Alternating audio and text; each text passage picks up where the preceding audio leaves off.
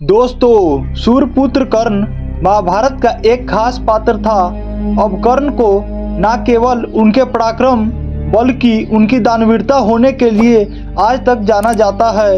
अब ऐसा माना जाता है कि उनसे बड़ा अब और कोई दानी नहीं हुआ। अब भगवान श्री कृष्ण खुद भी कर्ण को सबसे बड़ा दानी मानते थे, लेकिन ये बात अर्जुन को पसंद नहीं थी। अब कर्ण के मृत्यु के समय दो लोग उनके पास गए, कृष्ण और द्रौपदी। अब भगवान कृष्ण उनकी परीक्षा लेने गए और कर्ण के व्यवहार से खुश होकर वरदान भी दिया। लेकिन आखिर द्रौपदी ने उसे क्या दिया, तो आइए जानते हैं। दोस्तों, युद्ध भूमि में जब कर्ण घायल होकर अपनी मृत्यु का इंतजार कर रहे थे, उस समय अर्जुन ने भगवान श्री कृष्ण से कहा, आपका दानवीर कर्ण असहाय होकर मौत का इंतजार कर रहा है। अब इस पर श्री कृष्ण ने कहा कि कर्ण को उनकी वीरता और दानवीरता होने के लिए हमेशा याद किया जाएगा। अब इस बात को सुनकर अर्जुन बोले, क्यों, सबसे बड़ा दानवीर कैसे हो सकता है। अब इस बात को साबित करने के लिए कृष्ण भगवान ब्राह्मण के भेष में पहुँचे और कर्ण को प्रणाम किया। अब इस पर कर्ण ने उनसे वहां आने का कारण पूछा, तो ब्राह्मण ने बताया कि मैं आपसे वरदान मांगने आया था, लेकिन आपके हालत देखकर अब कुछ मांगना नहीं चाहता, क्योंकि आप इस हाल में क्या दे सकेंगे।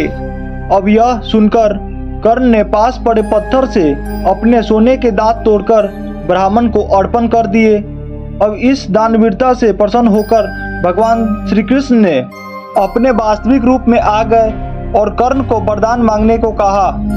अब कर्ण ने 3 वरदान मांगे थे। कर्ण ने पहले वरदान के रूप में अपने साथ हुए अन्याय को याद करते हुए भगवान श्री कृष्ण के अगले जन्म में उनके वर्ग के लोगों को कल्याण करने को कहा।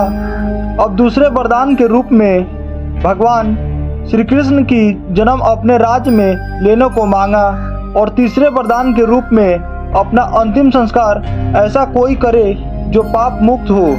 अब इसीलिए भगवान ने उनका अंतिम संस्कार अपने हाथों पर किया था। लेकिन इसी बीच जैसे ही द्रौपदी ने कर्ण का मृत्यु का समाचार सुनी तो दुख से मूर्छित हो गई। अब होश आने पर दौड़ती हुई कर्ण के शव के पास आई और फूट फूट कर विलाप करने लगी। अब इसके बाद उसने कर्ण के साथ किए गए अपमान के लिए उससे माफ़ी मांगी। उसे बड़ा पश्चाताप हुआ कि क्यों उसने स्वयंवर में कर्ण जैसे महान योद्धा का अपमान किया था।